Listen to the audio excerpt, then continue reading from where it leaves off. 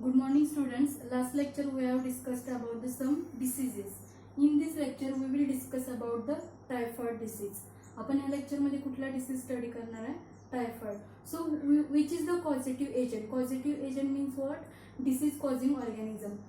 So Salmonella typhi, that is the name of the organism. That organism causes the typhoid. Actually that organism is present in the intestine of the infected person. जे infected person असणार आहे त्या infected personच्या intestine मध्ये कोण आढळतो? Salmonella typhi. What are the characteristics of the Salmonella typhi? It is a gram-negative organism. It is a gram-negative. Gram-negative means what? When we do the staining, that time in microscope we can observe the pink color bacteria, so that is called as the gram-negative bacteria. Then it is facultative anaerobic. Facultative anaerobic means what? So in the absence of oxygen or in the presence of oxygen, that organism can grow. Oxygen असेल किंवा नसेल तरी हा organism काय होतो? Grow होतो. So these are the main characteristics of the organism. One is character is it is flagellated. Flagellated means what? The microorganism contains number of flagella. Then it having antigenic structure. हा microorganism मध्ये तीन प्रकारचे antigen असतात. For example, capsular antigen, flagellar antigen and somatic antigen. First, capsular antigen means what? That is the outer coat that is called as the capsule, and on that capsule the antigen is present. That antigen is called as the capsular antigen, or it is also called as the VI antigen. Then on the flagella or in the flagella one antigen is present that is called as the H antigen or the flagellar antigen. And on the cell surface, that is inner part, that is on the cell surface, somatic O antigen is present, or only called as the O antigen. So these are the main antigens present on the Salmonella: capsular antigen, flagellar antigen and somatic antigen. But only somatic O antigen cause the pathogenicity. म्हणजे हे जरी तीन antigen असले तरी आपल्याला typhoid cause करण्यासाठी कुठलं antigen responsible असतं? तुम्हाला क्वेश्चन विचारतात, which is the antigen responsible for the typhoid pathogenicity. कोण कॉज करते? तर somatic O antigen and lipopolysaccharide present on the cell surface, that is LPS. Lipopolysaccharide, these two components are essential for the pathogenicity of typhoid. म्हणजे ह्या तीन अँटीजनपैकी somatic O antigen आणि LPS lipopolysaccharide हे दोन्ही काय करतात? आपल्याला डिसीज कॉज करतात generally in human being.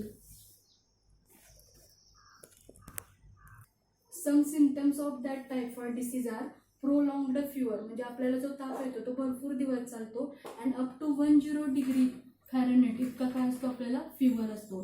This is the first symptoms of the typhoid, prolonged fever. Then nausea. Nausea means what? सर्दी. Then fatigue. Fatigue means थकवा. Then headache, डोकीदुखी. Abdominal pain means what? पोटात दुखायला लागणे. Diarrhea. Diarrhea means what? Dysentery or constipation. Then white coat on tongue and mouth. आपल्या mouth मध्ये किंवा tongue वरती white patches उठायला लागतात. त्याच्यानंतर next anorexia. Anorexia means what? Loss of appetite, म्हणजे भूक न लागणे. देन ब्रीथलेसनेस और हार्ट बीट्स प्रॉब्लेम, म्हणजे आपल्याला श्वास घ्यायला प्रॉब्लेम येणे किंवा आपल्या हार्ट बीट्स काय होणार? इरेग्युलर होणे. And last one is the if the treatment is not taken then it converted into the haemorrhage. Means these are the main symptoms of the typhoid. Main is the prolonged fever, म्हणजे कमीच होत नाही ताप. आला की खूप येतो, म्हणजे अप टू 104 डिग्री फॅरनहाइट इथंपर्यंत जातो, परत कमी येतो, परत ताप वाढतो, फीवर इन्क्रीज होतो. So these are the main symptoms of the typhoid disease. Then next one is the transmission. Transmit means what? How it can transmit from one person to the another person. So first it is a food and waterborne disease. Food and waterborne disease means what?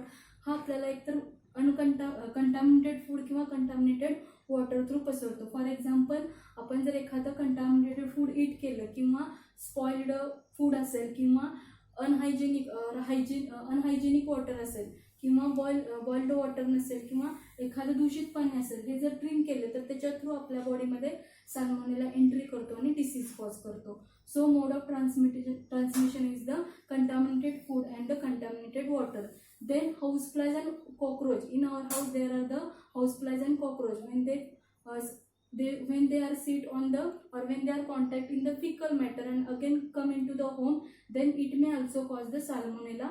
It also cause the typhoid. म्हणजे हाऊसफ्लाय किंवा cockroach असतील fickle मॅटरच्या कॉन्टॅक्टमध्ये आले असतील आणि परत ते आपल्या घरामध्ये आले असतील तर त्याच्या थ्रू आपल्या घरामध्ये साल्मोनेला एंट्री करू शकतो. देन पुअर हायजेनिक कंडिशन और पुअर सॅनिटायझेशन, घर स्वच्छ नसेल तरी पण आपल्या बॉडीमध्ये किंवा आपल्या घरामध्ये साल्मोनेलाची एंट्री होऊ शकते आणि तो आपल्याला फूड अँड वॉटर थ्रू काय करू शकतो, डिसीज कॉज करू शकतो. मग एखाद्या पर्सनला डिसीज झालेला आहे का नाही हे कोणत्या टेस्टद्वारे पाहिलं जातं तर Widal test. This is a specific test for the typhoid. तुम्हाला एमसीक्यूजला क्वेश्चन विचारतात that the test is specific for the typhoid disease आणि खाली ऑप्शन दिलेले असतात. So correct answer is the Widal. ह्या विडाल टेस्टद्वारे आपल्याला कन्फर्म होतं की त्या पर्सनला टायफॉइड झाला आहे का नाही ते. Then suppose there is a typhoid disease, so which treatment can be given. Generally there are number of antibiotics and drugs or medicines are given, but mostly chloromycetin, that is the name of the antibiotic that is given to that person. Then there are nowadays vaccines are available for the prevention as a major prevention. Which are the vaccines? Some names are given: live vaccines, oral vaccines, TY21 vaccine, then injected vaccine, typhoid polysaccharide vaccine. These are the some names which are given to the person for the prevention of the typhoid. So this is about the typhoid disease.